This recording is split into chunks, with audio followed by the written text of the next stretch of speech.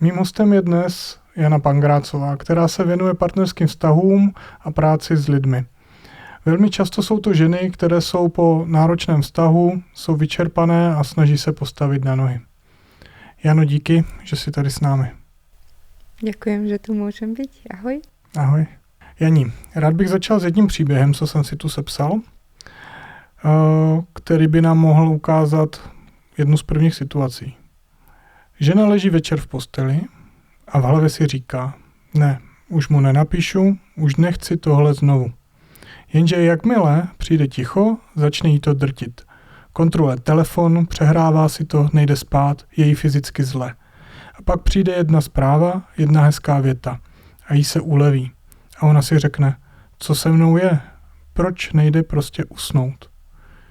Jani, koho tímhle popisujeme? Jaká žena se v tomhle pozná nejvíc? Takže žena, ktorú teraz si popísal, je žena, ktorá má v sebe veľmi silný program, ktorý by som možno nazvala ako program obetný. A ten v sebe zahŕňuje viacero takých dôležitých vlastností, a kde tá žena vlastne nie je ukotvená v sebe, nie je uzemnená v sebe. Buď to môžeme zobrať z toho fyzického, alebo z toho mentálneho. Ak by sme tam prešli k tomu fyzickému, tak väčšinou veľmi často buď nemajú vyriešený svoj finančný príjem, takže milujú svoju prácu, vedia, čo robia, vedia, kam smerujú, alebo potom sú často osamotené, že nemajú priateľov, kamarátky, nemajú svoje vlastné koníčky. Ešte čo je tam takéto fyzické, nemajú radi svoje telo, nejakým spôsobom sa im nepáči, alebo tam majú po vašom stud, po našom hanbu. A to sú také tie najčastejšie 3 časti v tej fyzickej. A z druhej strany potom po tej mentálnej časti je to väčšinou o tom, že nemám samu seba rada. Mám nechuť, keď sa pozerám do zrkadla. Mám nechuť, keď mám variť pre seba. Áno, pre týchto, pre deti, pre partnera, ale sama pre seba je to úplne nepríjemný pocit. Mentálne vlastne majú potrebu zachraňovať neustále a starať sa vonku o tú vonkajšiu časť a vlastne z toho potom naberať tú energiu a pocit, že sú dôležité. Že sú dôležité nejakým spôsobom pre svet. Pretože znútra je tam pocit, že myšlienka ja som nikto. Ja neviem, kto som, neviem, kam smerujem, a to sa zase nadväzuje na tú fyzickú časť, čiže potom nemajú vyriešené tie financie. Neviem, kam sa mám zaradiť. A ďalšia veľmi silná časť je tam poníženie.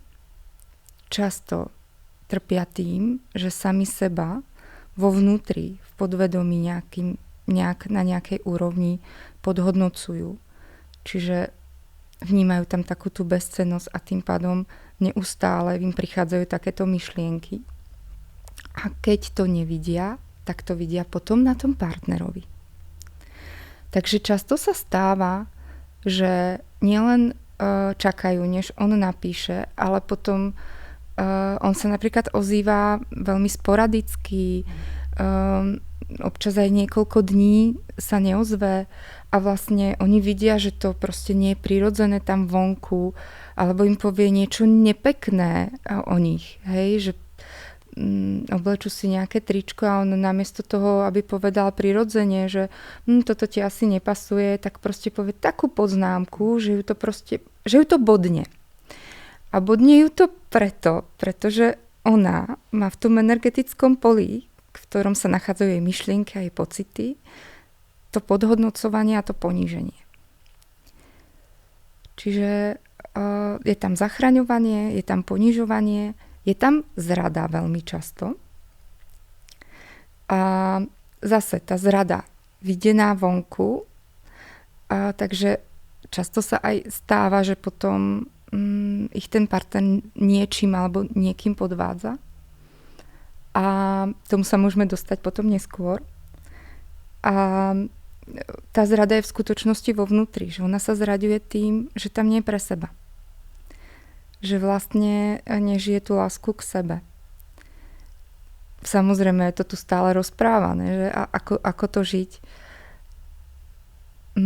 Ale skutočne jedine tým, že začnem žiť tú lásku k sebe, tak začne sa diať ten opak. V mojom energetickom poli tých myšlienok a emócií sa začne tvoriť prospešné prostredie a ja to okamžite vidím potom aj vonku. Tady u té ženy vzniká na základě tady tohle z toho tedy nějaký, že potřebuje to hodnocení nebo nějakým způsobem od partnera nebo od někoho jiného a proto je tam ten pocit toho, že bez něj to jako nejde, protože on mi dává to, co potřebuje, ale přitom mi to, jak to říct, no, protože to ona nemůže dát sama sobě. Áno, ona to nemôže dať sama sebe. Väčšinou si vyhľadáva muža, ktorý je veľmi charizmatický a pôsobí na okolí veľmi harmonicky a ona toto potrebuje, pretože to necíti v sebe. Necíti to v sebe. A zároveň je nastavená na tú harmóniu, že to by chcela žiť v tej rodine. Akurát ona si neuvedomuje alebo zažíva tú lásku iným spôsobom. Ona sa ju naučila zažívať spôsobom, ktorý je bolestivý a je to spôsob, kde v podstate je taká vlna často, čiže napríklad v detstve sa to deje s maminkami. Tie ženy to často prežívajú spôsobom, že najprv je tam niečo ako keby pekné, budeme mať úžasný zážitok, pôjdeme niekam, ja neviem, pôjdeme teraz niekam na prechádzku, maminka tam priniesie takéto wow do toho, potom príde veľké napätie, príde nejaká hrôza, hento si, rýchlo sa obleč, neviem, proste príde obrovské napätie, to dieťa nemôže dýchať a potom za tým príde nejaká úľava, že jej povie, no tak aspoň toto si dobre zvládla. Hej? A ono sa naučí, že toto je láska. Takáto vlna. To nahoru dolů. A to je spíš o nějakým asi, dopamin tam rychle stoupá, klesá, nebo něco takového. Hej, je to o tom dopamíne, je to o tom, že tam je vlastne ako stály pocit ako nejakého podtlaku, nedostatku, potom rýchlo je to doplnené a potom je taká zase úľava, kedy si všetci oddychnú a zase sa to točí dokola. Hovorí sa, že to je nejaký ako taký narcistický model. Často ten viac aktívny, potom je ten pasívny, kde toto isté ale prebieha len s tým, že je tam tiché dusno medzi tým, namiesto toho, aby tam bolo niečo aktívne, kde je proste nervozita a tak ďalej, tak vzniká tiché dusno. Ale stále to má tú istú dynamiku. A v podstate na toto sa naučilo to malé dieťa fungovať a z toho sa naučilo žiť.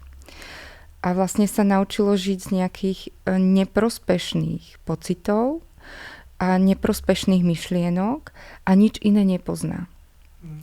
A tým pádom si potom priťahuje človeka, ktorý navonok pôsobí charizmaticky, ten ma zachráni, ten už bude ku mne ako dobrý, ten už bude ku mne krásny a vlastne je to presný opak. Hej, že ten človek väčšinou je v harmonii s celým svetom, ale v momente, keď tam má prísť blízkosť, tak proste hrá túto istú dynamiku.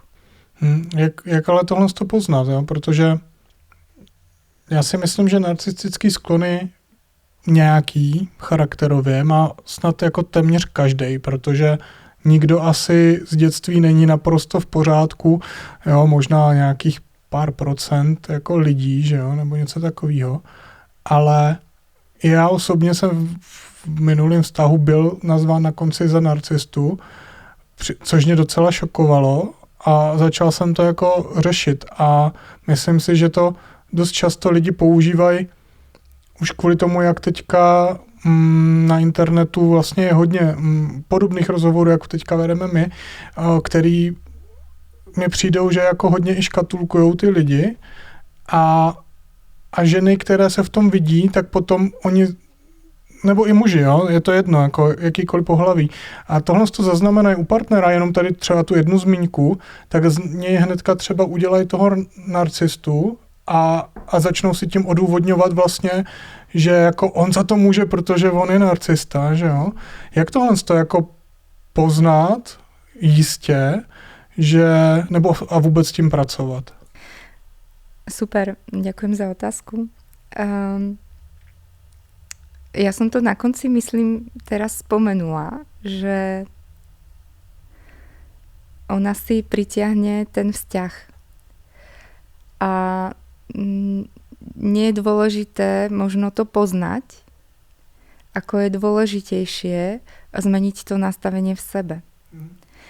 A vlastne vždycky, keď ja si pritiahnem takýto vzťah, pre mňa je vzťah aj interakcia, ktorá je práve teraz medzi nami, tak je to o tom, že ja tam niekde v sebe mám nejaké nezdravé, neprospešné konanie, pretože niekde vo vnútri je tam niečo poruchové. Ak už skutočne hovoríme o narcistickom chovaní, tak väčšinou je to nejaká porucha v mozgu, ktorá vzniká.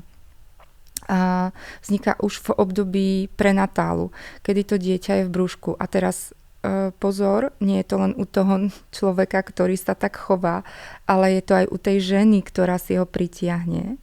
Hej, pretože tam je to 50/50 a skutočne oni sa priťahujú tým, ako majú to, niekto to hovorí zranenie, ale je to skutočne porucha, nejaká určitá porucha mysle a všetko sa dá opraviť. Vzniklo to úplne prirodzene, keď tá maminka napríklad zažívala obrovský stres. Hej, to môže byť aj to, že doma stávali dom, do toho muž musel chodiť viac do práce, aby zarábal. Hej, do toho ona musela tam ešte variť. Tehotná, všetky tieto veci dokopy, aby to ona vôbec stíhala, zvládala. Proste obrovský stres. A v tom sa vyvíjalo to dieťa. V tom sa vyvíjal ten mozog. A v tom strese, keď sa vyvíja ten mozog, tam nejde o zranenie, tam ide o to, že ten mozog nemá dostatočnú výživu na to, aby proste sa tam určité synapsie vyvinuli správnym spôsobom. Určité časti. A určité časti DNA. A toto v podstate stačí len nejakým spôsobom napraviť a priniesť tomu človeku znova ako keby novú škálu pocitov, novú škálu prospešných myšlienok a začne sa to celé prestavovať a meniť. Takže odpoveď na tvoju otázku není o tom, že ako sa na to pozerať tak, aby som si nepritiahol takéhoto človeka, ale práve ako vo vnútri vyrovnať tie veci, ktoré sa tam nejakým spôsobom až pokazili. A dá sa to veľmi jednoducho. Existujú teraz techniky, ako je ja neviem, NLP programovanie, alebo Theta Healing, alebo ďalšie iné, kde sa učí človek, ako správne tvoriť tú myšlienku, tak aby sa to celé pretvorilo. Takže existujú na to takéto veci. Tak ako to pretvoriť tak, aby som bola v tom zdravom a prospešnom pôsobení pre seba. V tom momente sa mení moja energia, mení sa moje pole, v ktorom sú iné emócie, v ktorom je iné prospešné myslenie a deje sa buď to, že ten človek na tej opačnej strane okamžite zareaguje inak, alebo sa odlúči. Pretože on chce ešte žiť to správanie takýmto spôsobom. On si to ešte chce odžívať takto. a je to veľmi jednoduché. Tam je to prostě vždycky o tom priťahovaní. Je fakt, že jsem slyšel něco jako nemůžeš poznat, že někdo se nějak chová, pokud si to sám jako nezažil nebo sám to v sobě nemáš, že jo, jako nějakým takovým způsobem. Takže ve chvíli, kdy si někdo sám vlastně vyřeší svoje narcistické sklony, tak s tím nebude mít vlastně na to narážet ani u toho druhého, na to, že by ho pak jako za to obvinoval, nebo to tam jako vlastně, nebude ho to triggerovat, nebude ho to vlastně spouštět asi. Je to možné, väčšinou každý človek má v sebe viac nejakú časť, hej, väčšie zastúpenie, u mňa to bolo ten obetný systém, to bolo väčšie zastúpenie aj v celom našom rode a v podstate potom som si priťahovala práve tú zložku, tú narcistickú a tiež som nevedela proste, prečo sa to takto tvorí. Základ, ktorý som pochopila a prišla na to, bolo to, že je tam veľká závislosť na pozornosti. A keď som sa začala venovať tomu, ako mať tú pozornosť čo najviac v tele, čo najviac vo vnútri, tak sa to začalo celé meniť. A nie je možné, že my netvoríme rôzne situácie, ktoré budú aj narcistické, budú aj obetné, ale pokiaľ je to také malé vybočenie, tak vlastne nič sa nedeje. Hej. Najhoršie je to, že keď už je toto chorobné a toxické, pretože tam už vlastne dochádza v tom človeku, ktorý ide do tej obetnej časti, tak do úplného vyčerpania a vlastne vysatia. A čo sa stretávam so ženami, tak potom aj dlhodobo majú veľký problém, ako začať na novo proste vôbec žiť. Často to potom riešia antidepresívami, pretože si nevedia vôbec pomôcť. Ale momentálne sú aj iné možnosti. Samozrejme, že je to jedna z možností. Sú aj iné možnosti, ako podporiť tú fyzickú časť, podporiť ten mozog a potom podporiť aj tú mentálnu, aj tú emočnú časť. A v tomto prípade skutočne to nie je o tom, že by som tam prinášala tú terapiu, ale skôr najprv do vyžívania, keď už sa dostanú do takého stavu. A až keď príde to do vyžívenie v každej tej oblasti, tak ona môže pri tej terapii v podstate spracovať tie jednotlivé programy. Lebo čo sú vlastne tie programy? Ono sú to ako keby také gumičky. A to, čo sme sa my naučili v tých posledných rokoch robiť na terapii, že tá gumička sa tak ako jemne uvoľnila, hej? Ten človek urobil pár krôčkov, teraz si povedal, tak ja si oddychnem na chvíľku, urobila som toho toľko, už toho toľko poznám, hej? Zrazu tá gumička sa začne zase sťahovať a zase ma to vráti tam, kde som. Alebo niekto hovorí ešte v horšom stave. Jak na sobě jako přestane pracovat člověk, že jo, a zastaví se. Tak. A toto je úplne to šialené, čo sa dialo neustále tým ľuďom a oni už potom začali byť skeptickí voči terapiám, skeptickí voči osobnému rozvoju. A ja si myslím, že teraz to slovo osobný rozvoj dostalo nejaké veľké negatíva. A ja by som to proste nazvala tak, že to, čo je potrebné, je uvoľniť sa z tej gumičky.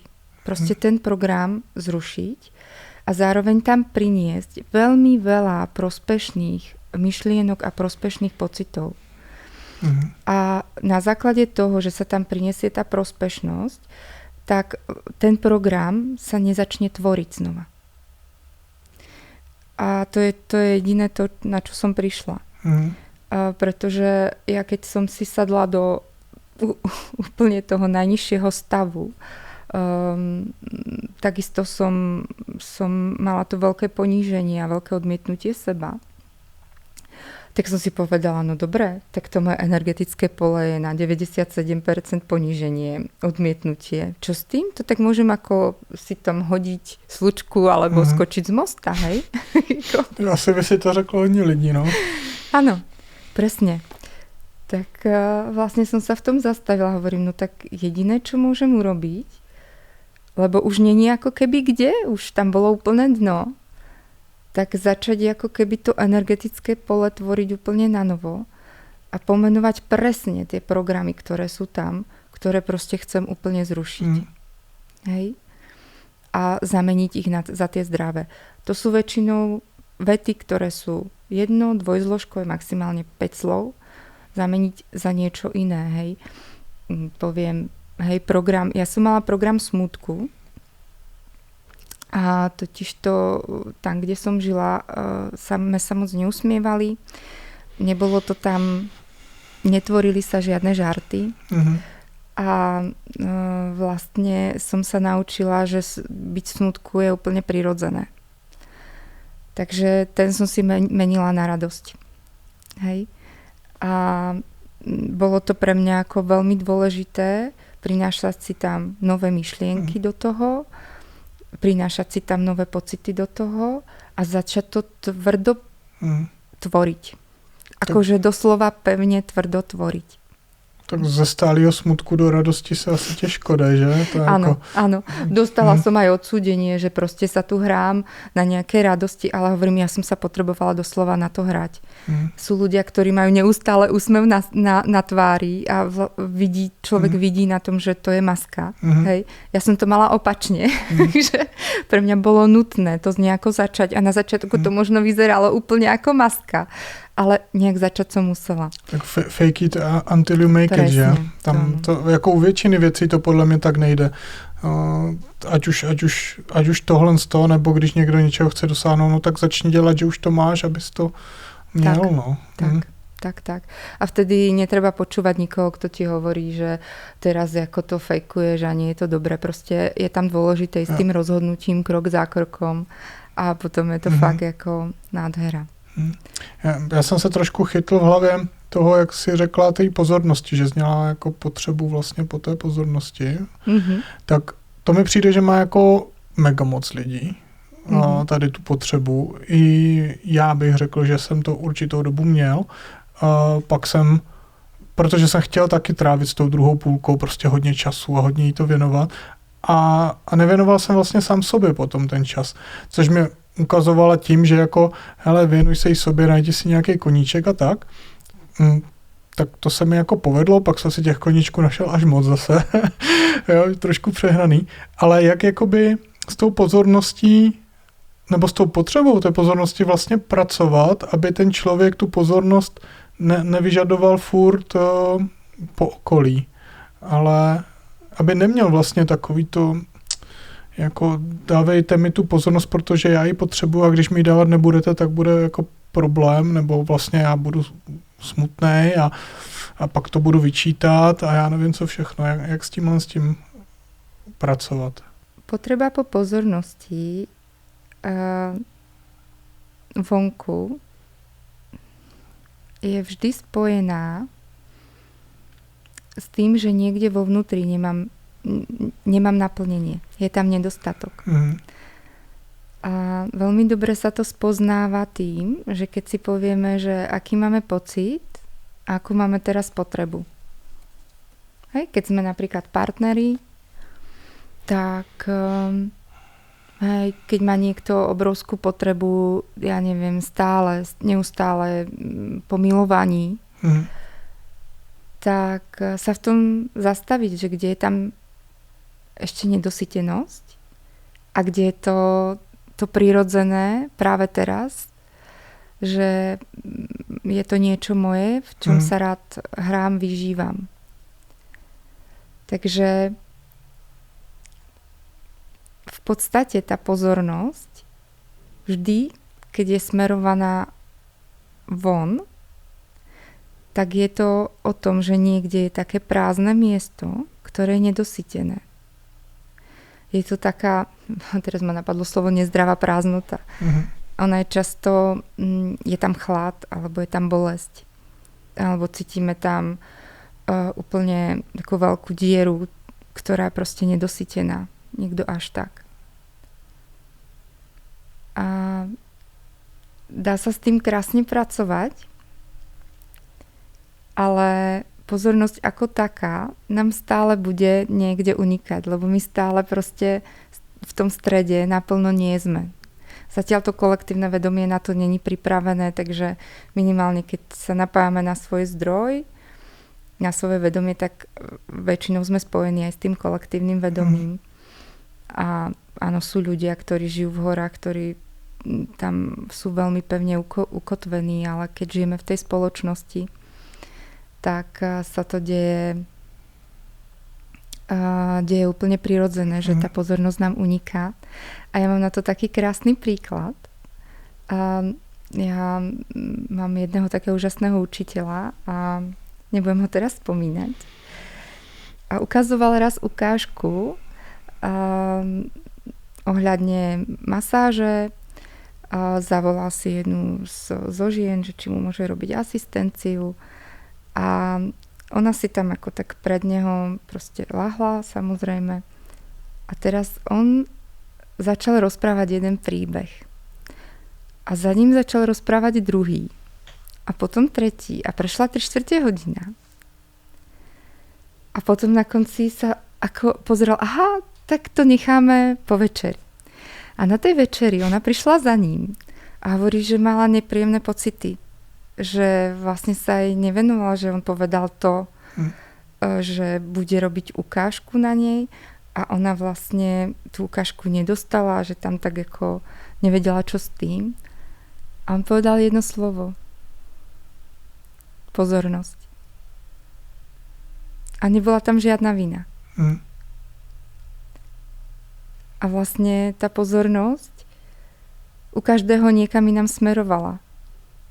U neho do toho, že sa zabudol v príbehu, alebo sa v ňom úplne vykúpal, skôr by som povedala. A u nej zase v tom, že nešla do seba a nepovedala, tak čo sa bude diať, ja už tu nechcem ležať, hej, neozvala sa. Ja. Tak to bývá taky častý, že sa človek nevie ozvať, no. Čiže tá pozornosť išla niekam inám. Ako byť sám v sebe. A na to je fajn mať nejaký tréning. Ja používam Tandavu. Milujem. Slyším poprvý. Je to meditácia v pohybe. A je to ako keby meditácia spojená so spontánnym tancom, ale trošku ešte inak. A to mi pomáha v tom, že aj keď varím, upratujem, niečo chystám, tak vlastne v momente, keď som v pohybe, tak dokážem byť v meditácii a mi v tom príjemne. Čiže tým pádom neodchádzam z toho vnútorného pokoja. A mám ju rada, lebo niekedy, keď je človek vo veľa veciach, vo veľa projektoch a naplní sa to, tak zase tá moja pozornosť utečie a je to taký môj tréning zase poď späť. A dá sa to robiť kedykoľvek počas dňa. Takže to je napríklad môj spôsob, ako pracovať s tou pozornosťou a neustále ju trénovať, aby zostávala vo vnútri. Když bychom si tu pozornost vzali ve vztahu právě nějaké narcistické osobnosti a osobnosti, která se cítí jako oběť, jak ta pozornost s tím souvisí v tom jejich vztahu? Obidve tie strany nie sú v zdravom vzťahovaní k sebe. Obe strany potrebujú pozornosť.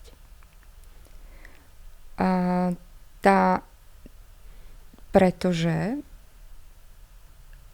sú v tom hľadaní lásky, hľadaní blízkosti, túžbe po blízkosti a zároveň majú z toho strach.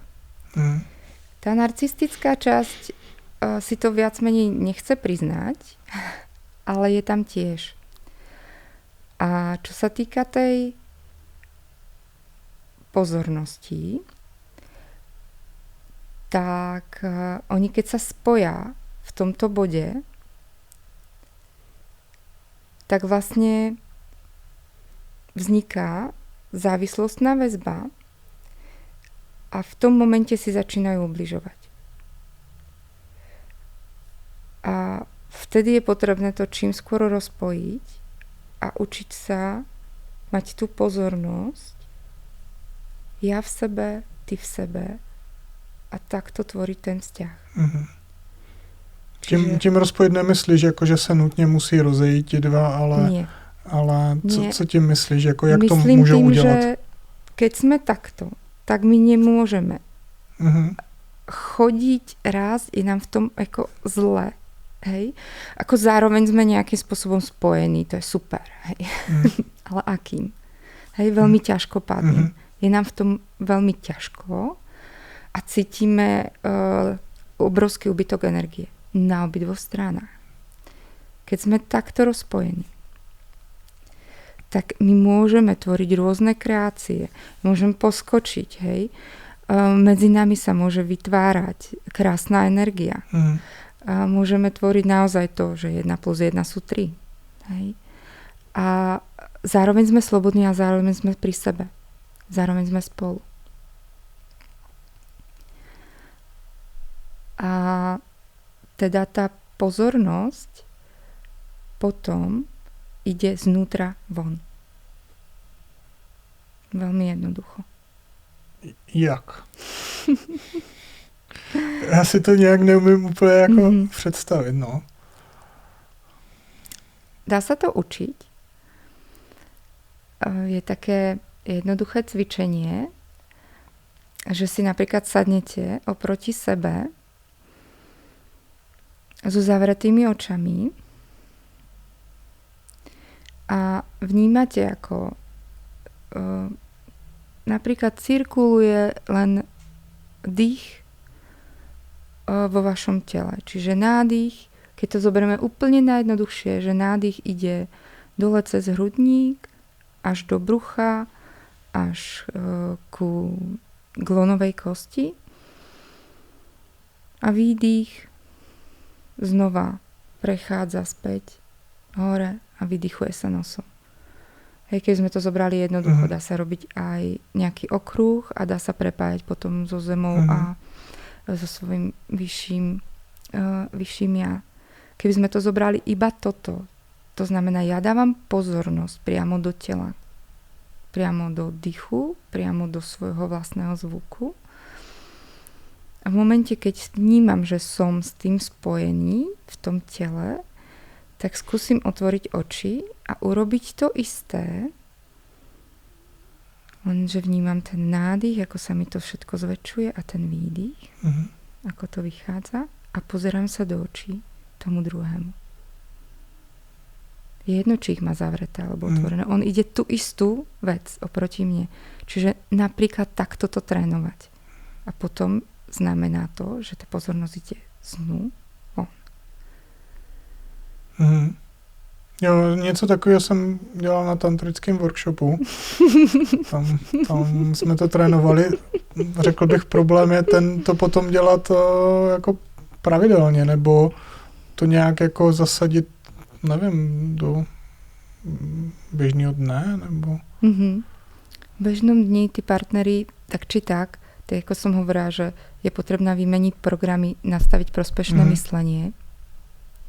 A prospešné myslenie, k tomu patria aj prospešné rituály v bežnom dni tých partnerov.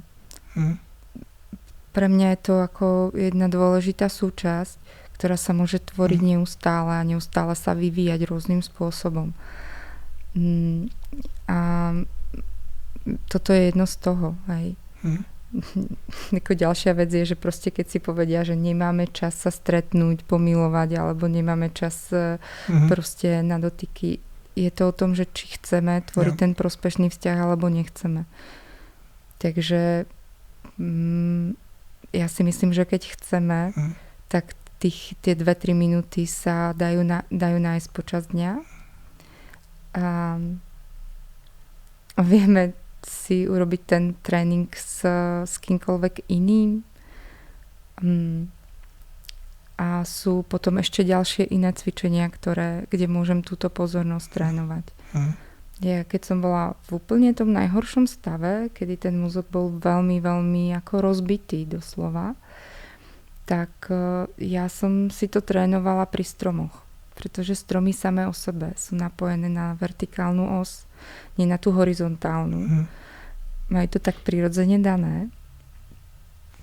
Čiže sú prepojené s tou zemou, s tým zazemnením, ktoré mne tam veľmi vtedy chýbalo a vnímala som až brnenie v rukách a v nohách, že som proste necítila som si telo. Takže som išla do prírody, pomáhal veľmi rýchly pohyb a potom spojenie sa so stromom, kľudne dať ruky a vnímať, ako neustále tam plynie tá energia smerom do zeme, smerom hore. A s tým stromom to ide ľahko, pretože my sme bytosti, ktoré fungujú zrkadlením. Hej. A ten strom proste to neotočí. On to neotočí nijak ako ľudská bytosť. On je furt tej vertikálnej. Takže keď tam človek vydrží 5-10 minút, tak sa naladí na tú svoju vertikálnu os, ktorá je prirodzená. To je vlastne toto, čo som ukazovala. A začne mu byť v tom dobré, ak to dokáže robiť každý deň. A niekedy, keď aj nemá čas, hoci to bude len pár sekúnd, tak vlastne to telo sa zase začne normalizovať postupne do tej pozornosti. Samozrejme, nestačí to, je potrebné opustiť tie programy, ako som hovorila. Čiže opustiť znamená najprv ho pomenovať tou krátkou vetou, vedieť ho jasne pomenovať. A na základe toho, že ho pomenujem, sa rozhodnem, že ho opúšťam a vedieť, pomenovať tú inú vetu, čo je to opačné. Hej? Ako základný, ten najväčší program od toho obetného systému je, že ja som obeť a mením to, že ja som vo svojej sile. A k tomu sa potom prinášajú tie jednotlivé prospešné nové postoje, nové myšlienky a nové pocity. Chápu. Mě teď jenom napadá, ty víc pomáháš ženám, který se potřebují dát dohromady po takovém vztahu, nebo tam pomáháš i ženám, který nějakým způsobem, případně párům, aby když v takovém vztahu jsou, ale oba si to uvědomujou, ideálně, protože dost často bych řekl, že kdo si to uvědomuje, bývá žena, chlapi vůči těm věcem většinou jsou uzavření nebo neumí se otevřít, neumí si to přiznat a podobně. Takže to je vidět i na všech kurzech, jako většinou je tam 90% žen a 10% chlapů, jo, plus minus. Líbí se mi, že v dnešní době jako mnohem víc mužů i díky mužským kruhům a podobně se otvírají tady tomuhle vědomí a snaží se s tím jako pracovat.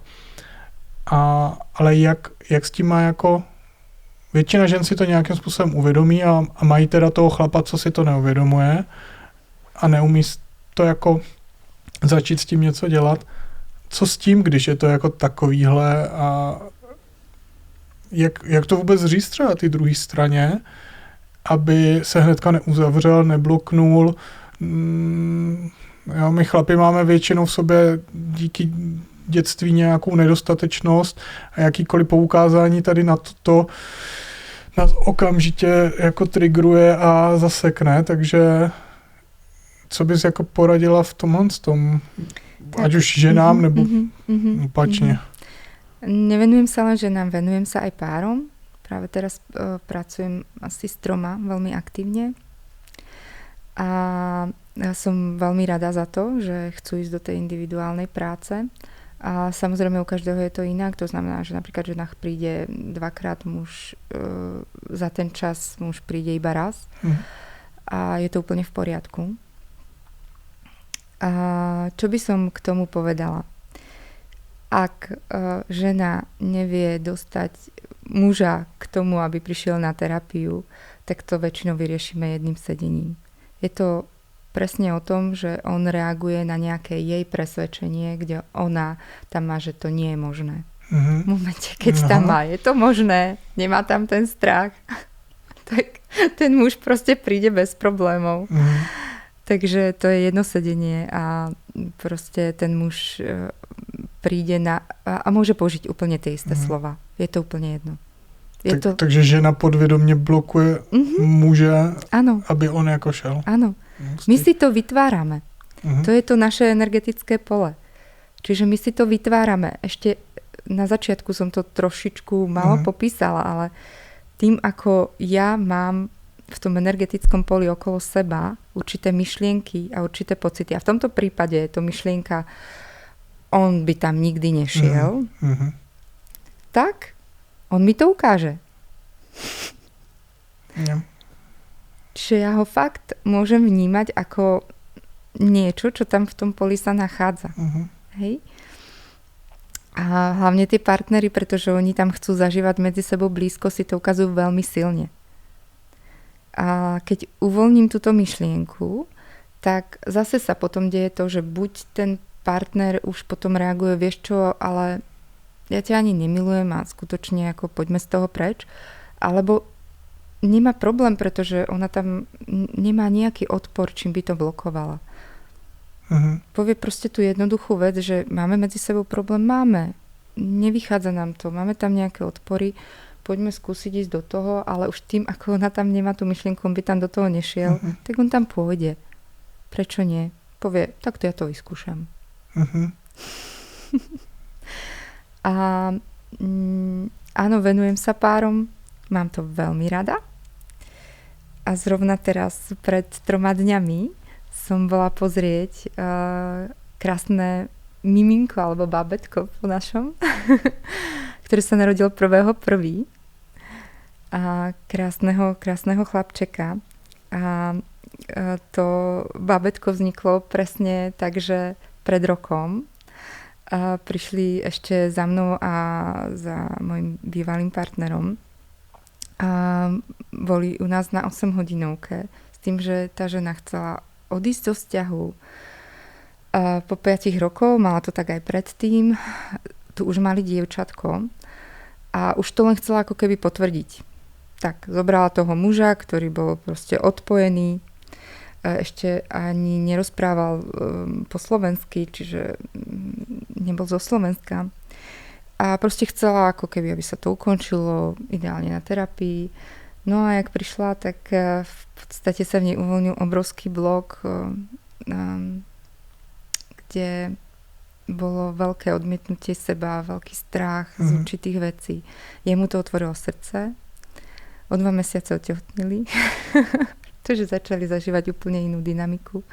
Vrátili sa k sebe do postele. A odvtedy so mnou spolupracovala celý čas. On chodil občas. A celý tým procesom neustále sme uvoľňovali všetky odpory, ktoré tam boli. Nakoniec rodila doma a rodila ešte s tým, že tam mala mamu, s ktorou mala úplne že najväčší problém. A hovorila, že bolo neskutočné, je neskutočné, že ešte aj potom bola tam pár dní tá mama. A ona čokoľvek, čo od nej chcela, tak tá mama to rešpektovala, čo sa predtým nikdy nedialo. Nikdy. A zase to boli len tie jej odpory, ktoré sme uvoľňovali.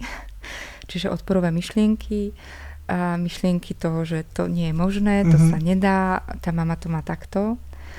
A v podstate, keď toto sa vyrovnalo a priniesli sa tam nové pocity a nové myšlienky, tak ona sa ma až pýtala, že či sú normálni, pretože majú malé bábätko, ktoré má pár týždňov a zažívajú doma pokoj, zažívajú stabilitu, kľud.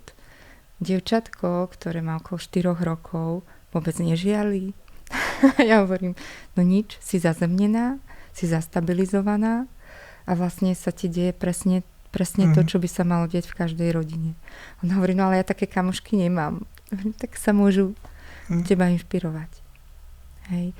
Takže tá mala práve, že úplne naopak, teraz je presne vo veku, kedy má objavovať svet a ona ho objavuje. Ona sa vypýta k babke, rada chodí do škôlky, ale rada zdieľa aj doma.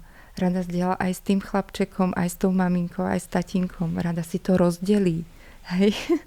že je to úplne úžasné a ja som sa to veľmi vďačná, že toto môžem zažívať, že to môžem vidieť, ako ten rok urobil obrovskú zmenu v rodine, kde bol chlad, kde boli vypäté emócie, kde žena totálne kričala, dieťa totálne kričalo, hádzalo sa po zemi a teraz proste zažívajú harmóniu, ktorú chcela zažívať predtým a pozerala von. A teraz vidí, ako tú harmóniu sa dá priniesť z toho vnútra. To je skvelý príbeh. To je krásne. To je boží. To je úplne božie. No. Ale samozrejme nastavovali sme aj fyzické zmeny. Musela sa nastaviť aj zmena v stravovaní a tak ďalej. Čiže skutočne sme išli fyzická vec, psychická, emočná, mentálna a potom to vedomie. Všetky tieto 4 časti sú nutné prepojiť. Úžasný příběh, krásný. Doteď jsme se bavili o tom, že jedna nebo druhá strana, většinou obě, mají narcistické sklony. Co když mají doopravdy narcistickou poruchu? Jak s tím jako pracovat? Protože ten vztah může být nebo bude v budoucnu mnohem víc toxický, než třeba je aktuálně, nebo případně už ty lidi jsou fakt jako na té hraně. Tak co s tím? Moja skúsenosť je, že priťahujeme si len to podobné. A to znamená, ešte raz, je to moja skúsenosť s klientmi so mnou, čiže tá porucha, ak tam je, tak je porucha vždycky na obidvoch stranách a väčšinou vzniká v tom prenatálnom období, vzniká v mozgu, vzniká v DNA, sú to vlastne určité časti, ktoré sa tam jemne porušia a v podstate tým pádom si do života priťahujeme stále tieto situácie. A keď je to už porucha, my to už nikdy si to nevšimneme na začiatku, pretože my ak sa ako keby stretneme, tak sa v tom prepájame postupne, hej. Čiže to je rokmi sa to prehlbuje až do toho, kde si zažívame úplne tie najhoršie stavy tej toxicity a tam už väčšinou prichádza také vyčerpanie, že tí ľudia ako nevedia, ako z toho von. Je to väčšinou spôsobené naozaj tak, že tá maminka tam mala pri tom tehotenstve veľký stres. A často je to aj napríklad spôsobené tým, že ten otec tam nebol prítomný, alebo napríklad odišiel z toho vzťahu a ona zostala tehotná a musela prežívať všetko sama. A to, čo sa potom deje, je to, že ten človek neustále žije v pocite nebezpečenstva. A je to permanentný pocit, na ktorý už je viac menej zvyknutý. Či je to žena alebo muž. A v momente, keď sa stane situácia, ktorá je veľmi nejako nekomfortná, tak u človeka s narcistickými sklonmi, s narcistickou poruchou, tam je to o tom, že emócie sú odpojené a vlastne zapne sa mozog, zvýšia sa obrátky 10-násobne a vlastne hľadá, kľudne sa napojí na intuíciu, ale intuícia je spojená s to strachom. So strachom, aby som prežil. Čiže aby prežila tá moja časť, ktorá väčšinou nič nemá spoločné s tým plným vedomím, alebo proste je to nejaký program. A začne obhajovať ten program, začne vytvárať všetky možné domnienky o tom, ako to má tá druhá strana špatne. A začne ponižovať, začne tvoriť všetko preto, aby tá narcistická časť ňom sa dostala do toho pola bezpečia, čiže do tej nadradenosti, pretože nepozná, čo je to rovnosť. Teraz sa dostaneme na druhú stranu, tam je toto isté, Je to pocit obrovského nebezpečenstva. Čiže u narcistu je to nebezpečenstvo, lebo stratím slobodu a môžem sa stratiť v tom druhom človeku v tej situácii. To nie. Ja sa musím nad to dostať nadhľadom, akýmkoľvek spôsobom, hoci aj nezdravím. Hoci si dám marihuanu, hoci si dám čokoľvek, ako väčšinou sú to nejaké iné látky a tak ďalej.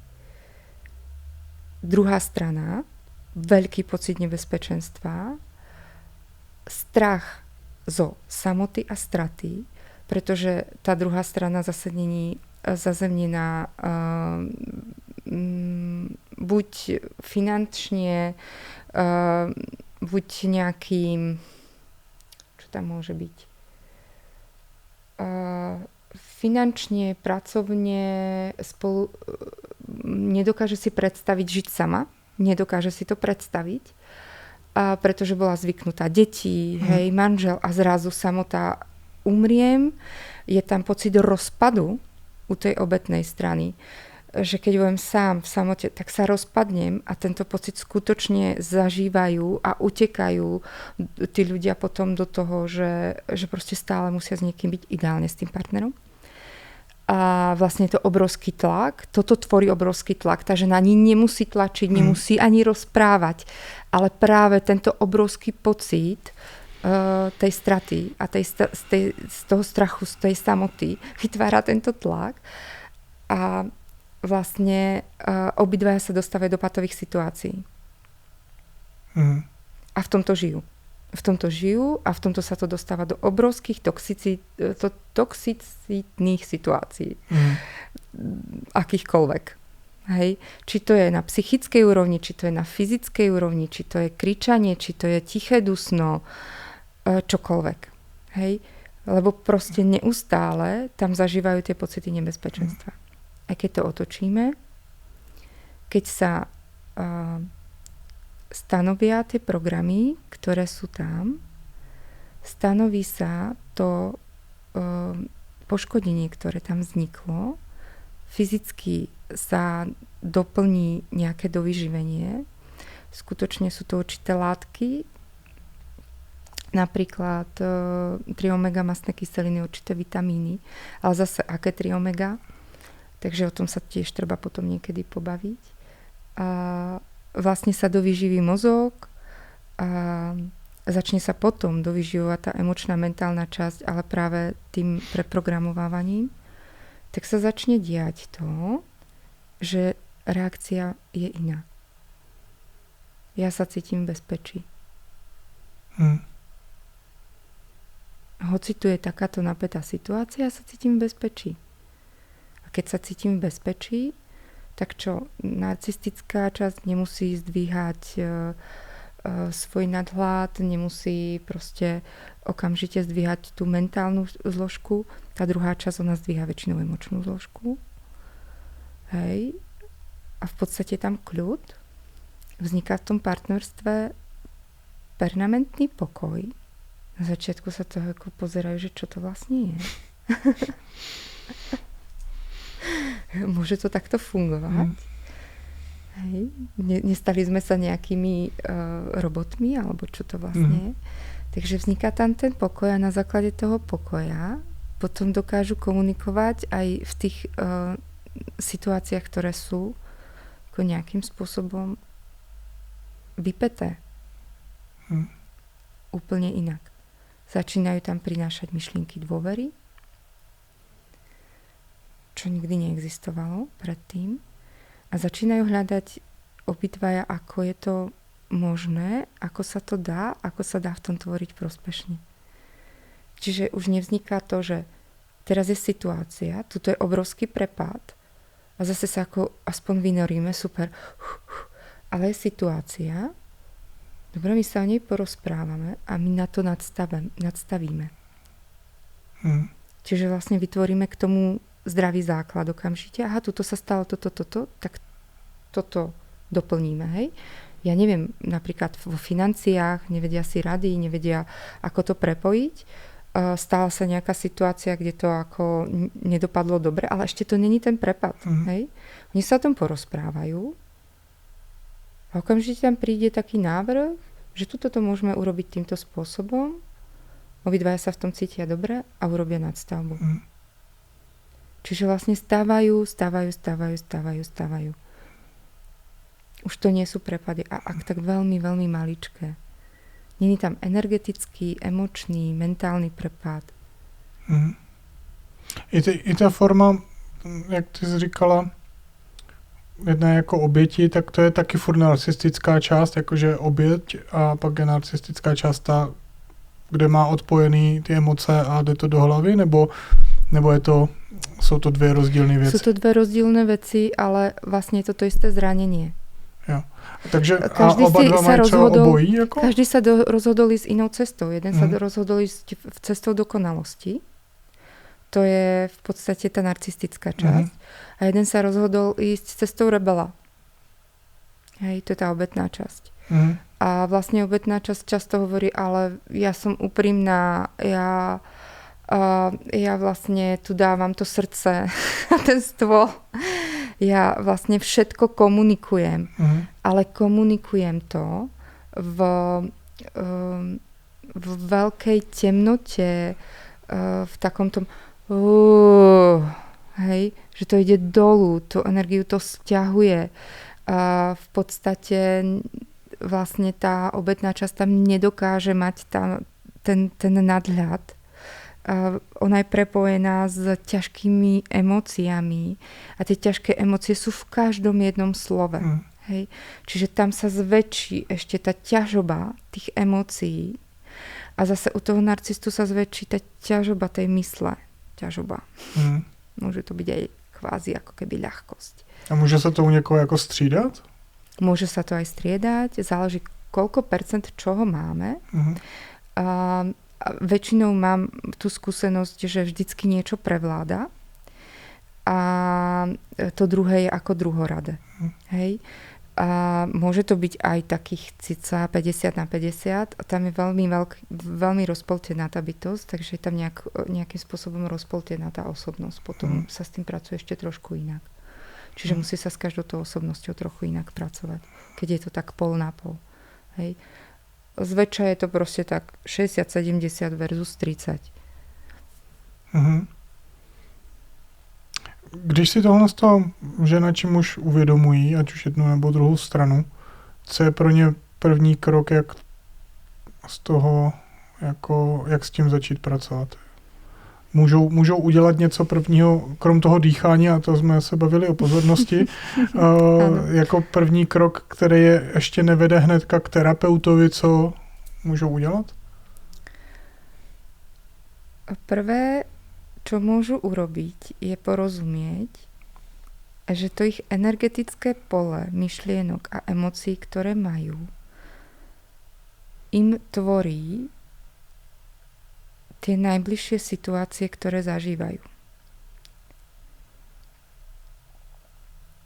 Takže keď ja chcem povedať, že partner mi robí toto a toto, môžem si to povedať, lebo najprv to vidím vonku.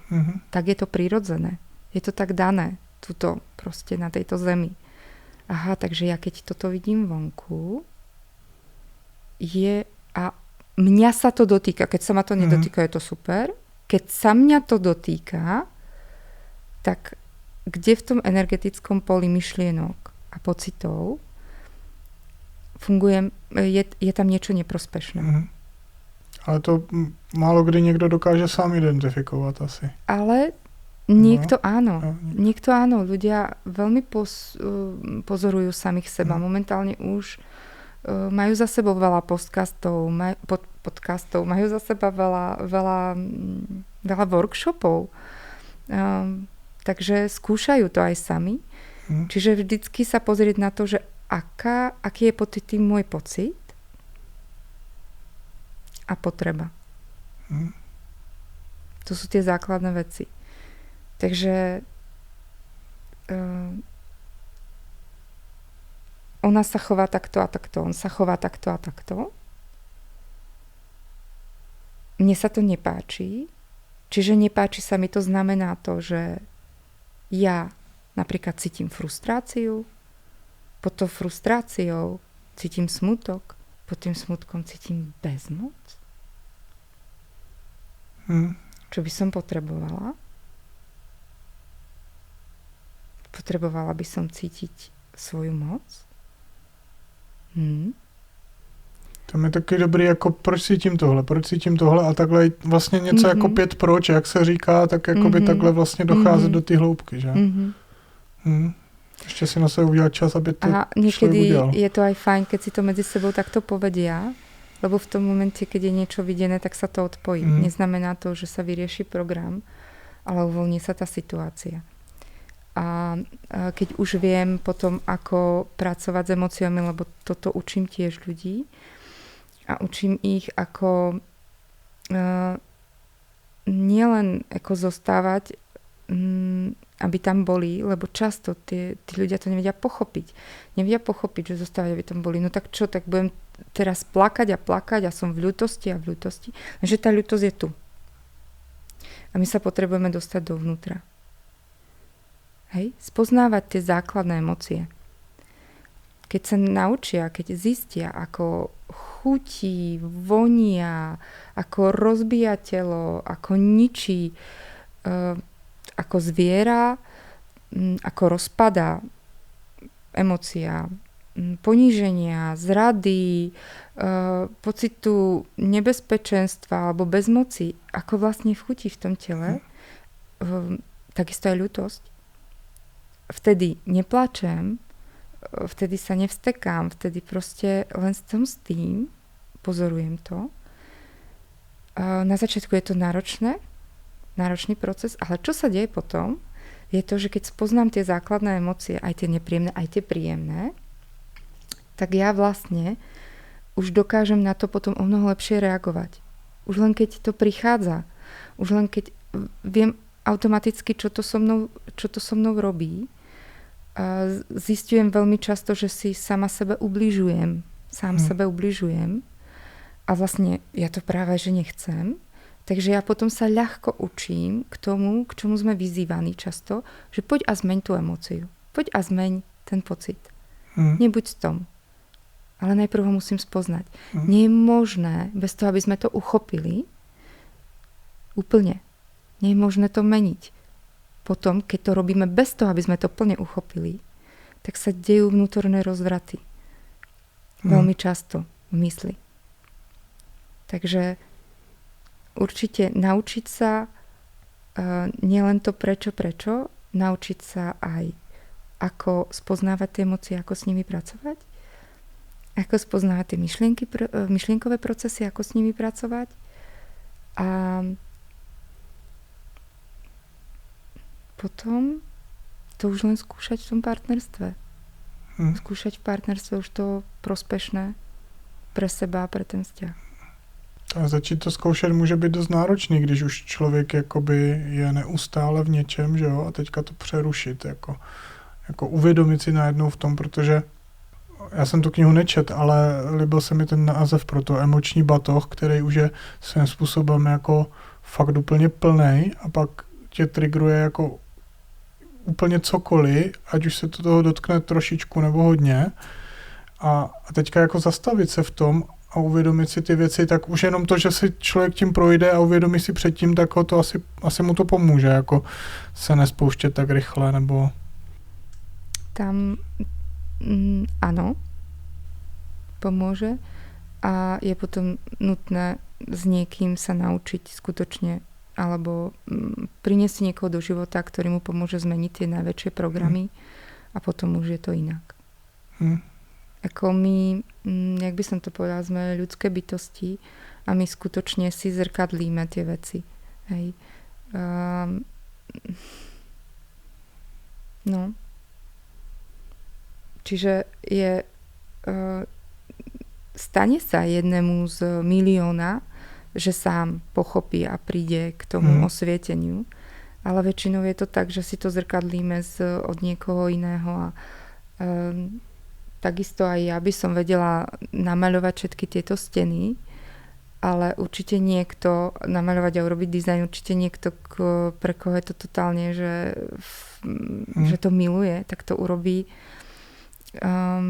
o mnoho lepšie, o mnoho kvalitnejšie, s väčšími detailami, ľahšie, rýchlejšie, nájde lepšie tých dodávateľov a tak ďalej.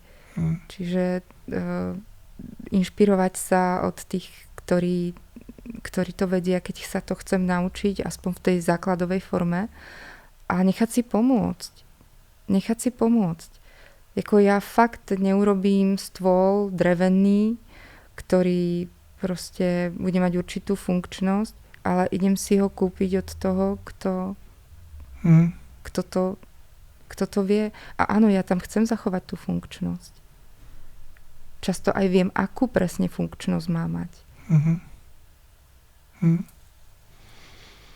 Takže nechať si pomôcť. No, jako je fakt, že to chce většinou někoho třetího, než... Na začiatku. No. Ale teraz, jak som bola pozrieť to miminko, ešte rozmýšľali o tom, že by sa chceli naučiť viac tomu vedomému dotyku a viac ako tej vedomej blízkosti. Hovorím kľudne. Ale ja už s nimi nemusím pracovať. Oni už si vedia. Tam presne tvoria presne to, že urobia nejaký základ a ďalší. A proste stávajú ako keby tehličky. Tam už tam byť nemusím. Je fakt, že pak ještě záleží na tom procesu, že jo. Ty jsem zmínila malování stěn a pamatuju si, jak jsem to jednou dělal a chtěl jsem přeskočit jako určitý fáze, například jako napenetrovat to předtím, protože přece to nebudu 3krát jako vymalovávat. No pak to samozřejmě dopadlo hrozně, protože jsem něco přeskočil. A i v tomhle tom asi jako člověk, pokud přeskočí nějakou fázi, tak sa musí vrátiť. Je to bolestné, no. Mne sa to stalo. Čiže je to taký bolestný proces, keď chceme niečo urýchliť. Nikdy nemôžeme preskočiť tie fázy. Dá sa to urýchliť, ale tie fázy sú jedna za druhou. Mně se to spojuje totiž s tím, že taky jakoby v rámci, že jo, třeba nějakých tantrických workshopů, seminářů a podobně, tak mi přijde, že se tam jde hodně spíš do toho těla, do toho fyzična, do toho vědomého doteku a takhle. A že jako jo, to je hezký, ale ve výsledku to je právě jedna z těch posledních fází spíš než prvních asi.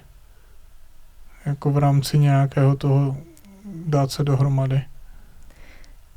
Ono totižto vedomý dotyk sa používa aj pri kraniosakrálnej terapii a kdekoľvek v tých terapiách bodyworku, ktorý ja používam.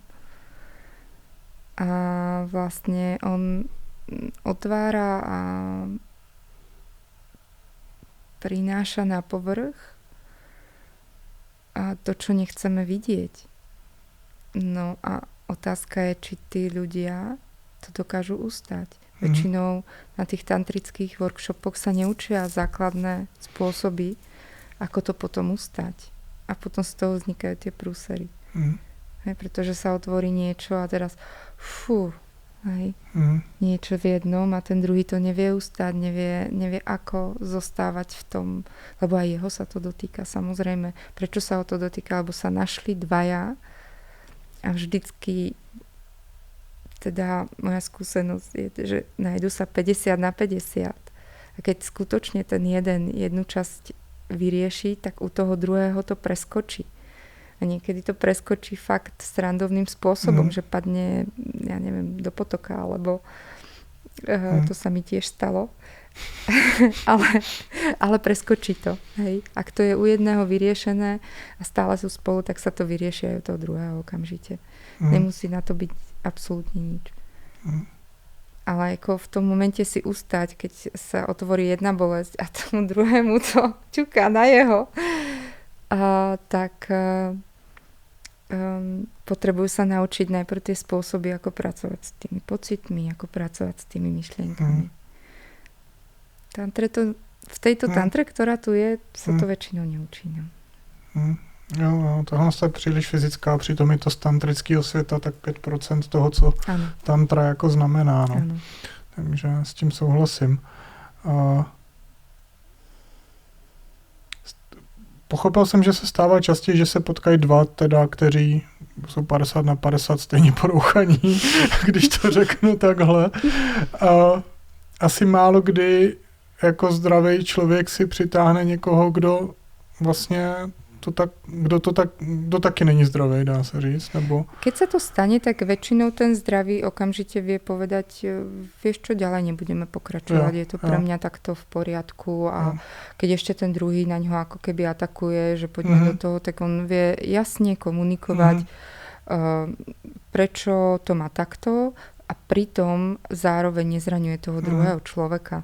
Čiže prináša tam veľmi konkrétne popísané situácie bez toho, aby musel rozprávať o tom, že ty veľmi konkrétne popísané svoje potreby bez toho, aby museli riešiť, že ty mi to nedávaš, ale že proste máme tu úplne odlišný spôsob fungovania a popriať tomu druhému človeku, aby si našiel k sebe toho super partnera, ktorý pre něho bude úplně o mnoho lepší. Takže spíš se jako člověk léčí buď teda v tom páru, kde oba se musí léčit zároveň, protože za mě je to takové jako docela, nevím, jak to teď nazvat, ale jako rychlokurs, protože mnohem častěji si ukazují vlastně, co potřebují na sobě dělat, anebo druhá možnost je teda léčit se jako sám, že jo, terapiema.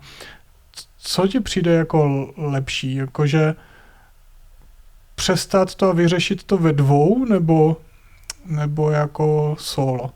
Všade sú paradoxy.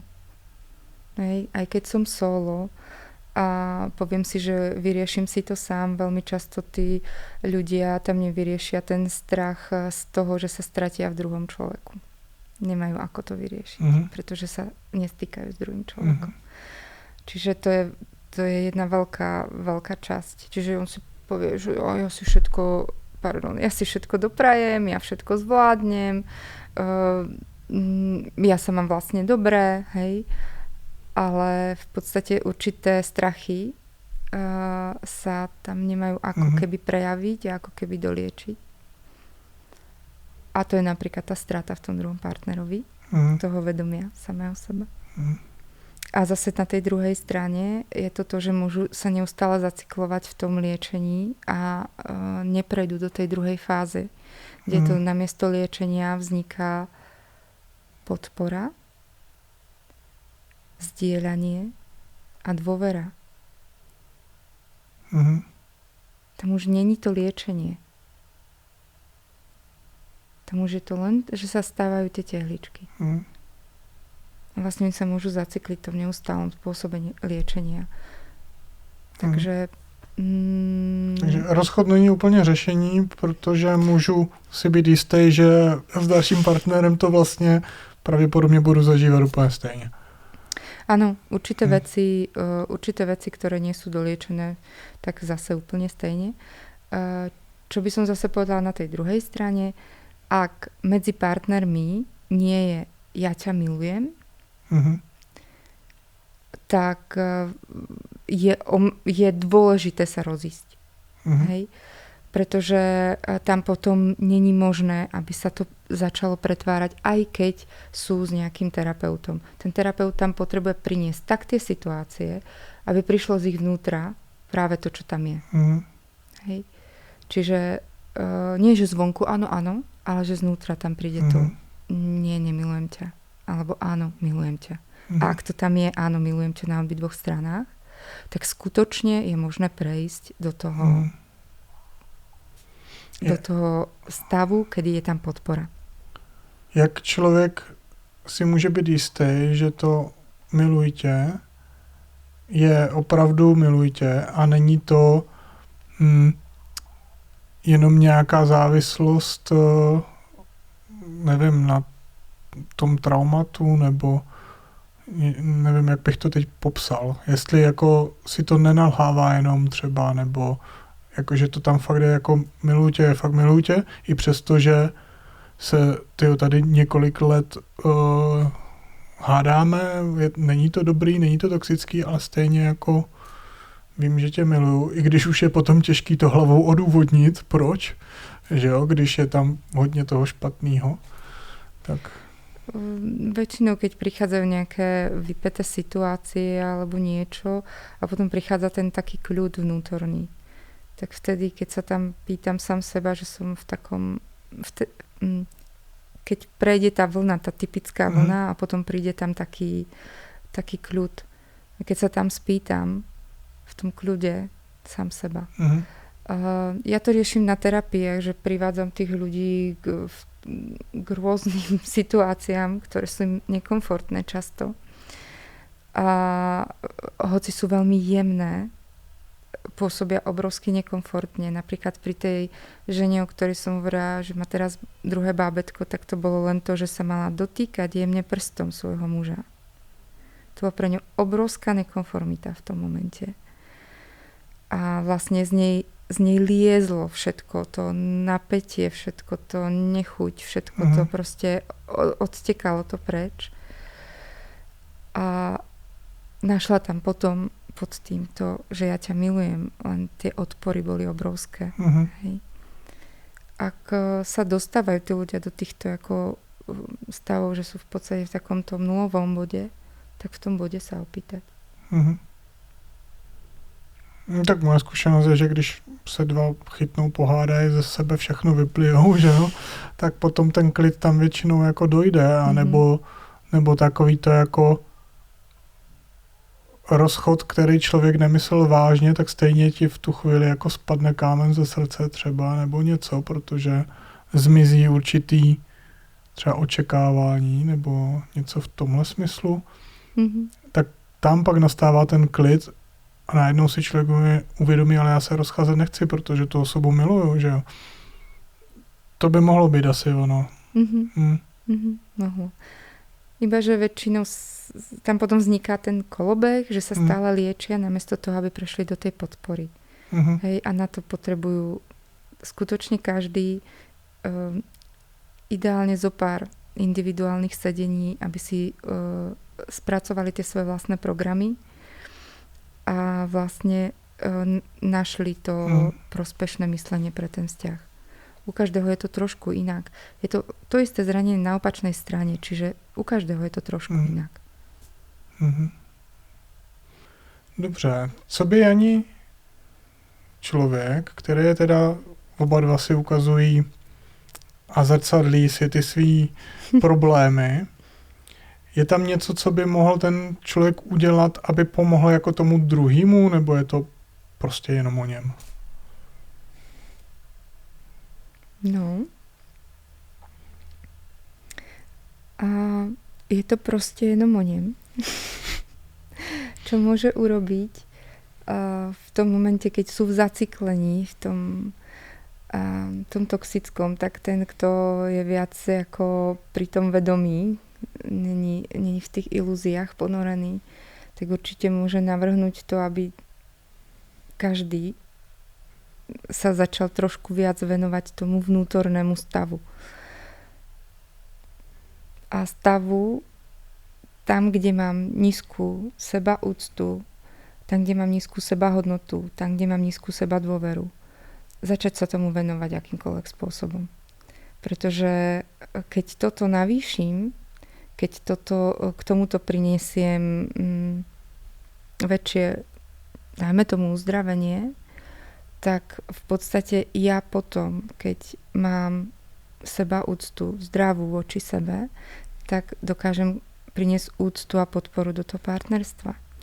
Ja keď mám zdravú sebahodnotu, tak viem priniesť uznanie tej hodnoty na tej druhej strane. A keď mám zdravú sebadôveru, tak viem otvoriť tú dôveru tomu partnerstvu. A inak to nejde. Opačne to nie je možné. Takže dať si 2 týždne, 3 týždne, niekedy dlhší čas, kľudne, keď je to už veľmi náročné, aj odstup a ísť naplno do toho doplnenia tých základných vecí a základných potrieb vnútorných, ale v sebe. A to veľmi, veľmi pomôže tomu druhému. Takže, jak to bývá ve filmech, někteří se rozejdou, dají se dohromady, pak se potkají a všechno je v pohodě. Aj tak to môže byť. Ale môže to byť kľudne aj v rámci partnerstva.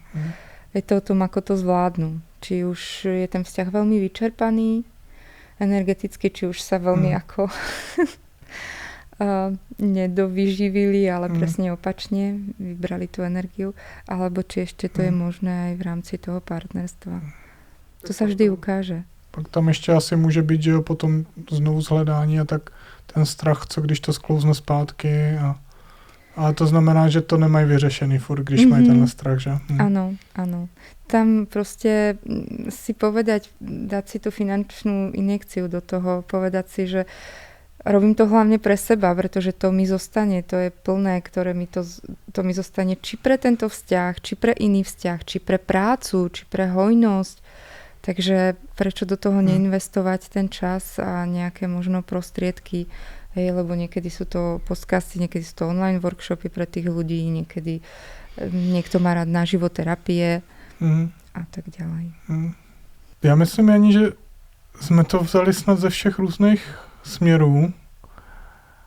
S čím lidi, kteří s tím bojují, a já věřím, že se v tom jako pozná z nějakého procenta snad každej, tady v těch věcech, pokud teda není jako úplně v cajku, tak s čím za tebou můžou přijít? S čím jim jako teda dokážeš pomoct? Jakým způsobem pracuješ, funguješ? Tak to, čo prinášam, sú individuálne sedenia. A ja to mám ako v názve ako bodywork, nakoľko je to veľmi individuálne, kto kedy čo potrebuje. Niekedy je tam veľmi nutné dovyživenie, to je skrze vedomý dotyk, ako používa napríklad tá kraniosakrálna terapia. Niekedy je tam nutné skutočne doplnenie a zmena stravy, čiže je tam nejaký coaching, mentoring. Niekedy je počas tých sedení potrebné pracovať s emóciami a keď aj s emóciami, tak potom nájsť presvedčenie. Ideálne, keď nájdeme potom program a zmenu týchto vecí. Ale vždy je to veľmi, veľmi individuálne. Takže individuálne sedenia, bodywork, formou bodyworku. Následne okrem toho teraz začínam tvoriť a chystať workshop, ktorý by mal byť online, ale naživo. A zrovna pre tie ženy, ktoré si prechádzajú práve skutočne v narcistickom stave, v narcistickom vzťahu si prechádzajú svoj stav, kedy sú už úplne vyčerpané a oni potrebujú fakt nepotrebujú terapie typu ideme vyťahovať z vás emócie a ideme z vás proste riešiť niečo. Oni potrebujú veľké dovyživenie. A to je možné aj skrze tú online prácu. Takže toto by som chcela teraz behom mesiaca dať von a určite to nájdu na mojom Instagrame. A tretia vec sú živé workshopy a na tie sa veľmi teším, pretože zase obnovím určité prácu s vedomým dotykom, bodywork pre ľudí a uvidíme, čo prinesie, možno masáže, ktoré som robila ženské, takže čo prinesie tento rok. To zní dobře. Něco pro muže? Něco pro muže. Mužov mám na tých individuálnych sedeniach, ale určite budem chystať skôr ten vedomý dotyk. A vedomý dotyk, ale v tom zdravom stave, v tom partnerstve. Čiže trošku to tak oddelím od tej klasickej tantry, pretože ľudia na tej tantre, to je tam zase často takéto prepojenie a nerobí to dobrotu. Takže ísť do toho prospešného, to, čo môžem dennodenne zažívať v tom partnerstve, ako ten vedomý dotyk. Či už je to prospešná komunikácia alebo prospešné dotýkanie sa, ako tam prináša tú hravosť, tú dôveru, tak toto by som rada pre tých partnerov, pretože je už veľa workshopov, kde sa veľa lieči a je málo toho ako inak. Tak ako inak. Jani, kdyby si měla doporučit třeba, dejme tomu, 3 věty, které by si člověk mohl každý den opakovat, někam si je napsat, kde je vidí, které by mu s tím vším mohly pomoct, jaké by to byly? Tak podľa mňa každý potrebuje v inej časti toho života inú vetu. Ale taká jedna, ktorá je pre mňa veľmi silná a ktorá je fajn možno na zrkadle, je milujem sa tak, ako som. S tím musím souhlasit. Nemusí to byť taká, aká som, ale tak, ako som práve teraz. Svůj aktuální stav. Presne. A hlavne vtedy, keď sa na seba úplne nasieram, alebo niečo nefunguje. Alebo proste sa chcem ponižovať, tak si dať to zrkadlo pred seba, hovoriť si to dovtedy, až dokiaľ tam nepríde ten neutrál. Kdybych mohl já nebo kdokoliv, kdo se teď na to kouká, udělat jeden krok ještě dneska, aby se prostě posunul dál nebo si něco uvědomil, co by to bylo? To je fakt jednoduché, len dať si ruku k sebe, na telo, kdekoľvek. Dovolujem si cítiť sa. Dovolujem si vnímať sa. A trochu si to prožít. A co ti, co jsou odpojení tady od toho? A tým, že si to hovorím. A ak by si to hovoril celý týždeň, tak sa stane zmena. Myšlienka skutočne tvorí svet. Ještě než to úplně uzavřeme, tak mě napadá jenom jedna otázka, protože jsme tu mluvili o tom, jak jedna část té strany je v emocích, jedna je hodně v hlavě, že narcistická je spíš v té hlavě. A co lidi, co mají, anebo se aspoň k tomu přirovnávají, jako ADHD, kdy prostě pro ně udržet pozornost v něčem je jako brutálně těžký a vlastně jim to furt v té hlavě jako jede. Co by s tím jako mohli v rámci tohohle dělat, protože věřím, že pro ně to potom může být jako ještě vlastně složitější. Takže spomenul si, že sa to týka hlavy a vlastne keď som veľmi v hlave, to znamená, že potrebujem ísť do tela a potrebujem pracovať s tou fyzickou časťou. Že na všetkých úrovniach fyzická časť tela. To znamená, u mňa by to bol dearmoring, určite podpora výživy toho mozgu, keďže tam není možné udržať pozornosť, tak niekde je akoby tá tekutina stiahnutá, je potrebné dovyživenie. A určite nejaká fyzická činnosť. Ja by som išla práve po tom tele v tom momente. Hej, aby sa tam vytvorila tá rovnováha. A potom by sa mohlo riešiť to emočné a mentálne prostredie. Chápu, no pro někoho může být ale dost náročný jít jako do toho těla, že jako najednou, jakože třeba, nevím, můj příklad... Napríklad tým dearmoringom. A co to je? To je jedna časť toho bodyworku, čo robím. Jo. A je to v podstate stláčanie bodov na tele. Takže ja nie som ani proti tej jemnosti a nie som ani proti tomu tlaku. Pretože niekedy je potrebný tlak na to, aby sme napríklad dokázali bolesť premeniť v silu alebo strach z bolesti premeniť do toho, že skrze bolesť sa dá ísť aj k sile. Alebo na rôzne iné veci je dôležitý aj ten tlak. Zároveň, keď je človek, muž alebo žena úplne vyčerpaný, tak tam v podstate nie je možné ísť do tela tlakom. Tam sa zase prináša tá veľká jemnosť a iným spôsobom ten vedomý dotyk. Takže aj takto. Určitá fyzická činnosť, vždycky pre každého je to zase iné podľa toho, kde sa práve nachádza na tú pozornosť, ale ďalšia vec je určité to dovyživenie toho mozgu. To je veľmi nutné. Ako pre nich je to absolútne nepochopiteľné a nemožné z toho mozgu prejsť do toho tela, takže tam chýba to dovyživenie.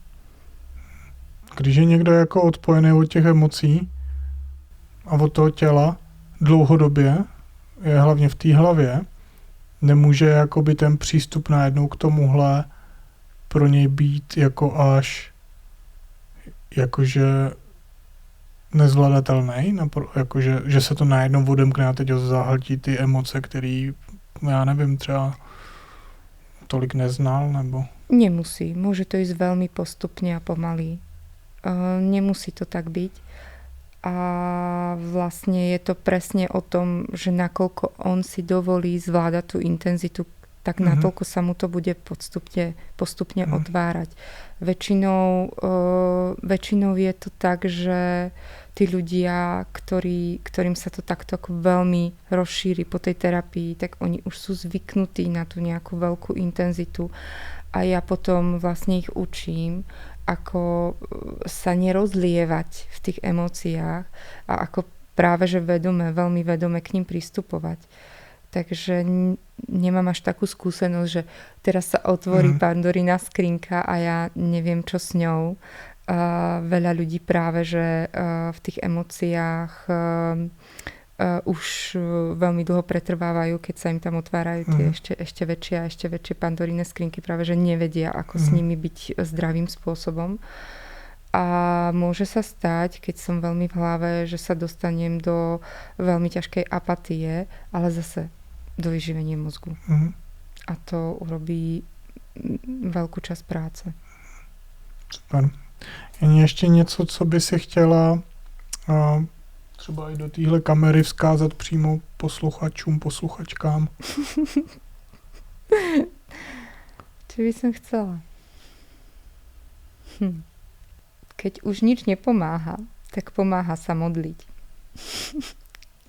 A hoci ja som veľmi často bola taký neveriaci Tomáš, ale to modlenie ma nakoniec zachránilo, lebo myšlienka tvorí svet a keď som si začala konečne pýtať pomoc, tak ona skutočne začala chodiť od rôznych ľudí. To zní dobře. Sice já jsem nevěřící, ale modlitba nemusí být jenom k Bohu, že? Takže Jani, děkuji moc za rozhovor a díky vám, že jste to s námi přežili do konce. A pokud jste se v tom našli a nějakým způsobem se viděli, tak vám přeji, nebo oba dva přejeme hodně štěstí. A jestli potřebujete pomoc někoho třetího, tak neváhejte Janču kontaktovat. Mějte se. Ahojte.